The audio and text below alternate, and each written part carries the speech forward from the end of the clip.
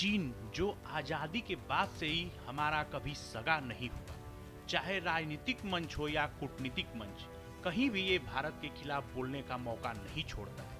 इसी बीच एक और बड़ी खबर सामने आ रही है, जहां चीन ने भारत को लेकर एक बार फिर से विश्व व्यापार संगठन का रुख किया है। सूचना एवं संचार प्रौद्योगिकी उत्पादों पर लगाए गए सीमा शुल्क और सौर क्षेत्र को दी जा रही सब्सिडी को लेकर चीन ने भारत के खिलाफ एक बार फिर से डब्ल्यूटीओ में याचिका दायर कर औपचारिक परामर्श की मांग की है। ये याचिका बीते शुक्रवार यानी कि 19 दिसंबर को दाखिल की गई। आपको बता दें कि चीन के वाणिज्य मंत्रालय के प्रवक्ता ने अपने एक जारी बयान में कहा कि भारत द्वारा अपनाए गए ये उपाय डब्ल्यूटीओ के कई प्रावधानों का उल्लंघन करते हैं। इसमें सबसे पहले राष्ट्रीय उपचार के सिद्धांत के उल्लंघन का भी आरोप लगाया गया है।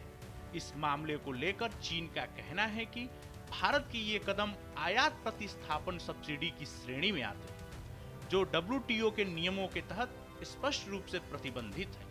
इसको लेकर मंत्रालय का कहना है कि ऐसे उपाय घरेलू उत्पादों को बढ़ावा देकर विदेशी कंपनियों के लिए बाजार को असमान बना देते हैं। चीन के वाणिज्य मंत्रालय ने भारत पर आरोप लगाते हुए कहा कि भारत की नीतियां उसके घरेलू उद्योगों को अनुचित प्रतिस्पर्धात्मक लाभ देती हैं, जिससे चीनी कंपनियों के हितों को नुकसान पहुंच रहा है। इस बयान में चीन ने भारत से अपने डब्ल्यूटीओ दायित्वों का सम्मान करने और इन नीतियों में जल्द संशोधन करने का आग्रह किया है। चीन का कहना है कि इसको लेकर संगठन का मौजूदा उपाय अंतर्राष्ट्रीय व्यापार नियमों के अनुरूप नहीं है। विश्व व्यापार संगठन की प्रक्रिया के तहत अब भारत और चीन आपसी परामर्श के जरिए इस विवाद का समाधान खोजने की कोशिश करेंगे। यदि परामर्श के दौरान कोई समाधान नहीं निकलता है तो मामला विवाद निपटान पैनल के पास जा सकता है। आपकी जानकारी के लिए बता दें कि जब डोनाल्ड ट्रंप ने चीन पर भारी भरकम टैरिफ लगाया था, तब बीजिंग ने रणनीतिक रूप से भारत के साथ रिश्ते सुधारने की कोशिश तेज कर दी थी।